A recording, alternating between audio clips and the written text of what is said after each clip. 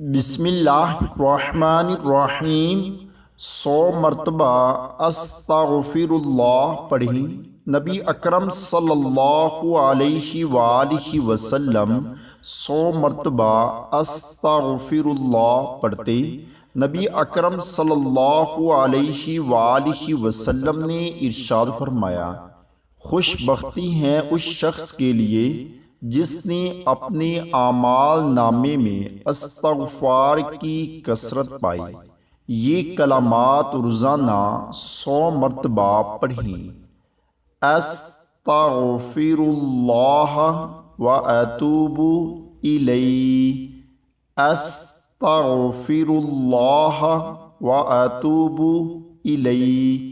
اللہ تعالی ہم سب کو بھی اس پر عمل کرنے کی توفیق عطا فرمائے، آمین۔